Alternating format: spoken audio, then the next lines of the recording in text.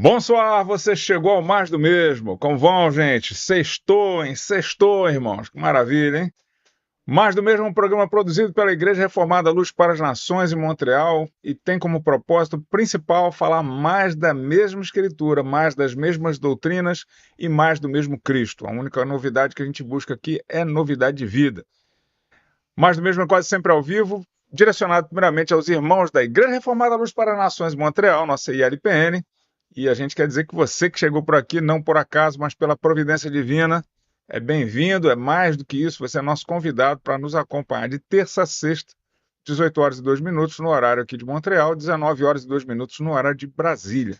Sempre às 18 horas e 2 minutos para a gente se lembrar de terça a sexta, pelo menos, das palavras do salmista, no Salmo 18, versículo 2, que diz: O Senhor é minha rocha, minha fortaleza e meu libertador, o meu Deus, o meu rochedo em quem me refugio, o meu escudo, a força da minha salvação e minha torre de proteção.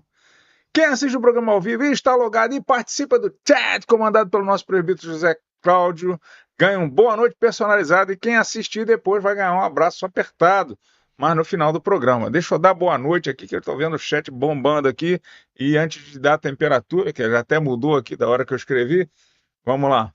Sextou, muito bem, nosso presbítero José Cláudio chegando primeiro aqui, abrindo a fila, logo depois vem o Claes, cochilante Claes, com esse ZZZ, depois que ele escreve boa noite, está aqui, acorda Claes, Tamires também está conosco, Nara está conosco também, o Cláudio aqui, Claes mexendo com Cláudio, Claes mexendo com Cláudio, Cláudio, Jales também está conosco, o Thiago fala boa noite, meu primo, boa noite, Keira também conosco, graças a Deus. Nosso tio Bilim, Fernando Pessento, todos juntos aqui, família mais do mesmo, formada. Que Deus abençoe todos vocês, irmãos. Que bom que estamos juntos aqui. E a Vanessa aí também, né? A Vanessa junto com a gente. Então, fazem 23 graus, baixou 1 grau já, né? Aqui em Montreal baixou 10 graus de ontem para hoje. Tá bom demais assim. E vamos trabalhar que sextou e eu quero deixar vocês irem para a célula, fazer outras coisas. Outros vão fazer churrasco aí, nem me convidaram. Mas tá tudo certo. Tem célula hoje, eu não vou ficar triste, não. Fica tranquilo.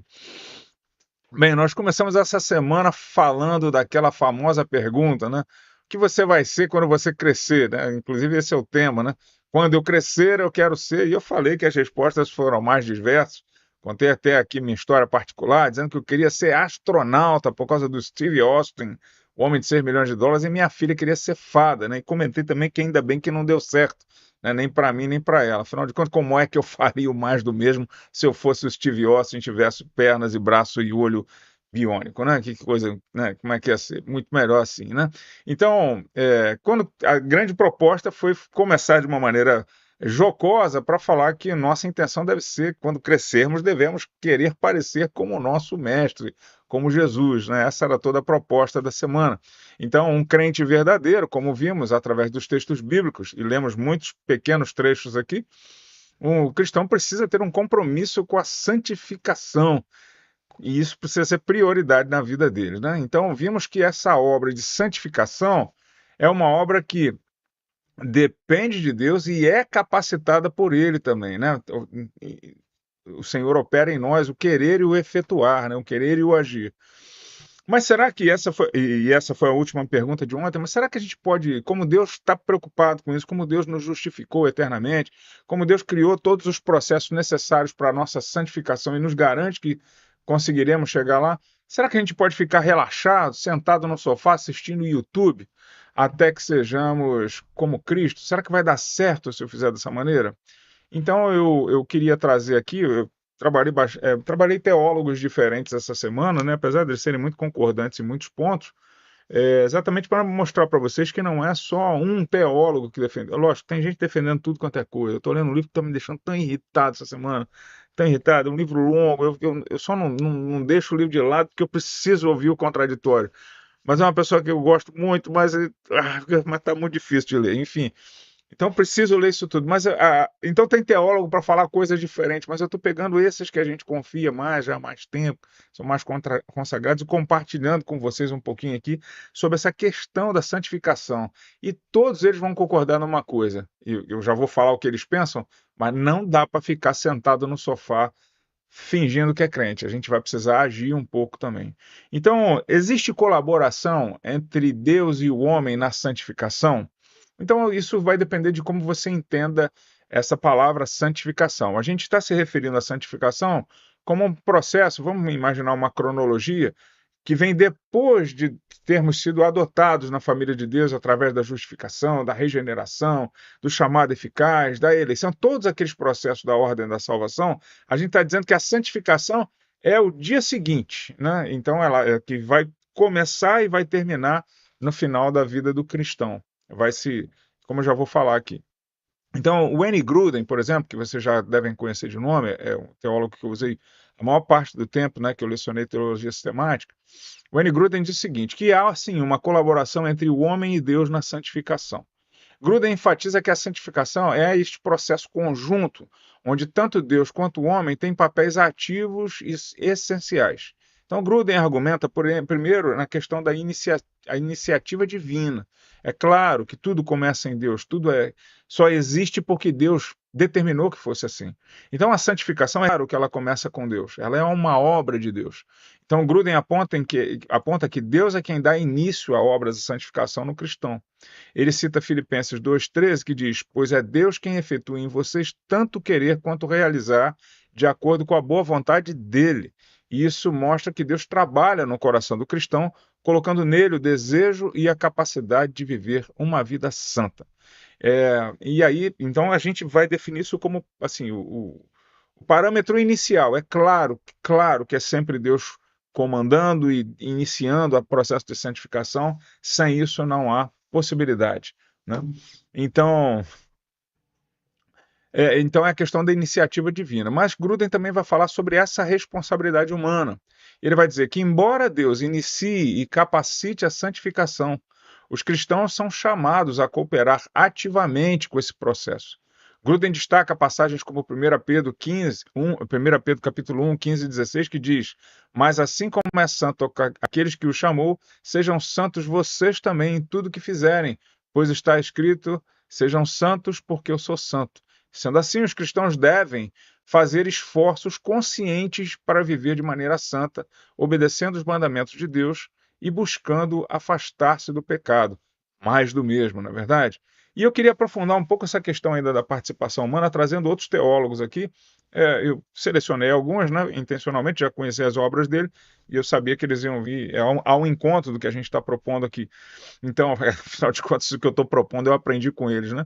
Então, eu queria falar um pouco mais dessa questão da participação humana nesse processo de santificação, desse afastamento do pecado, da ideia da separação de Deus, que Deus fez sozinho, mas a ideia do afastamento do pecado, que é a parte em que a gente coopera, considerando um pouquinho mais algumas contribuições. Eu vou falar de 3 teólogos aqui, Alistair McGrath, R.C. Sproul e o Gruden, que a gente já trabalhou até agora. Então, voltando para o Gruden e expandindo um pouquinho mais, estava falhando aqui, mas como aconteceu no outro dia, eu simplesmente fui embora, né? Porque do outro dia eu fiquei parado, vocês ficaram me vendo aqui, eu estou vendo aqui no chat.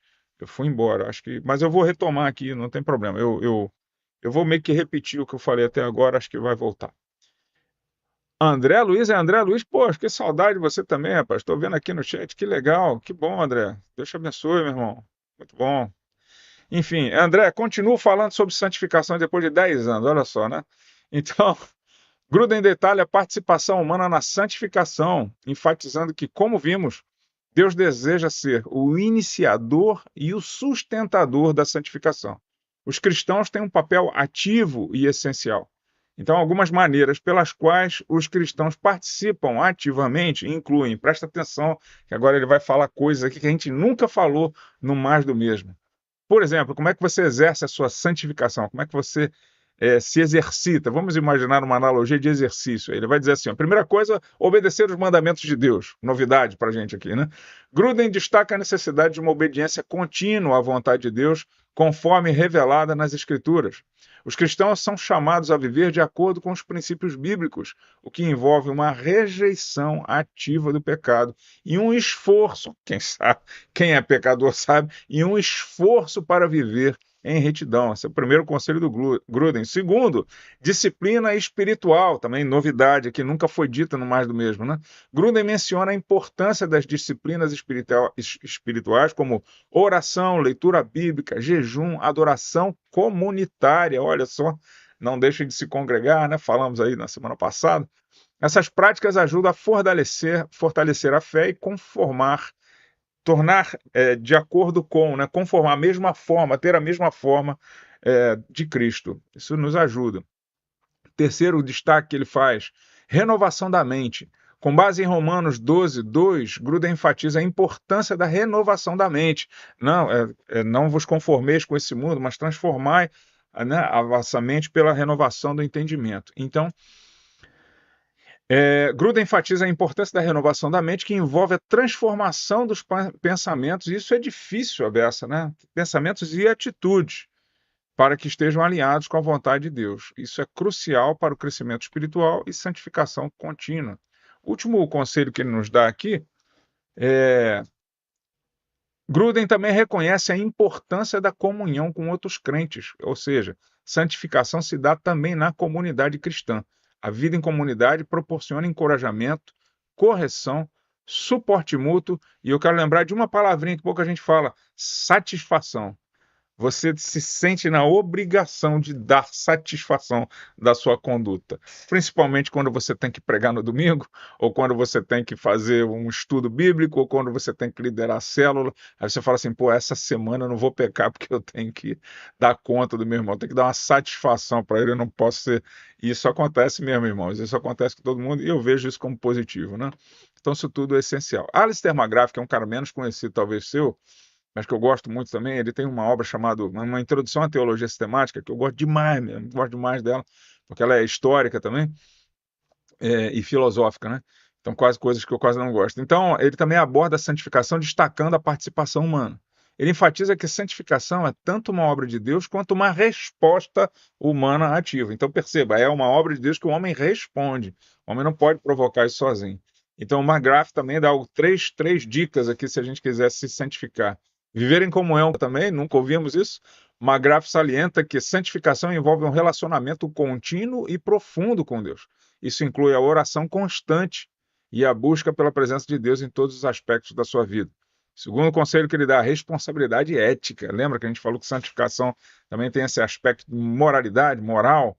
McGrath argumenta que os cristãos têm uma responsabilidade ética de viver de maneira que reflita os valores do reino de Deus. Isso significa agir com justiça, misericórdia, humildade. E aí ele vai citar o texto de Miqueias 6:8.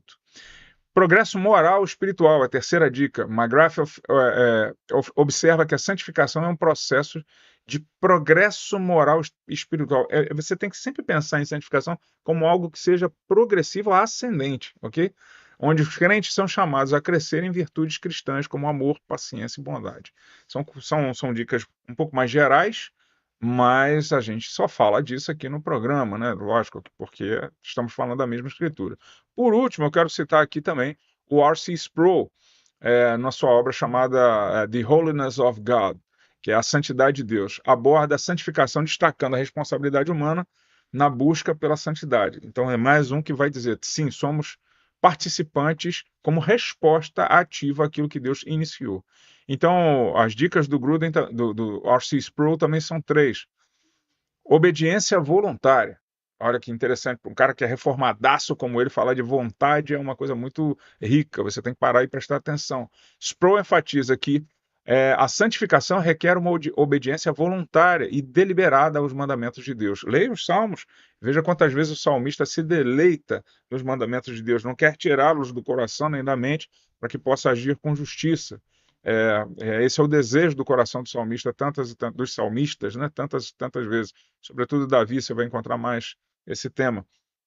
Os cristãos devem fazer escolhas conscientes, eu incluiria aqui constantes, para viver de acordo com a vontade de Deus, resistindo ao pecado e buscando a justiça. Lembrando que pecado não é só aquilo que você leu sobre alguém, mas se a tua consciência te condena a alguma coisa, você não deve fazer porque isso é pecado. Se você sabe de algo que caracteriza aquilo pecado, né? Acabei de aprender uma coisa que eu não sabia aqui há 5 minutos antes do programa entrar. Então, se você sabe que algo você não sabia que era pecado e sua consciência não te acusou, pode ser. Mas no momento que você sabe, pronto, acabou.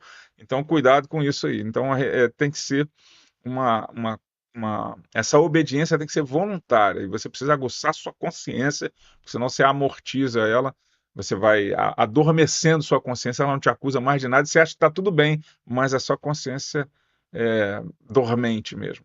Segunda dica dele, dependência do Espírito Santo. Isso aqui mata a pau, talvez seja uma das coisas mais importantes. Embora a participação humana seja crucial, Sproul sublinha que os cristãos devem depender do Espírito Santo para essa capacitação. O Espírito Santo é quem nos dará poder para vivermos de maneira santa e dessa maneira agradarmos a Deus. Temos que contar com o Espírito Santo, pedir para que ele nos ensine a sermos santos.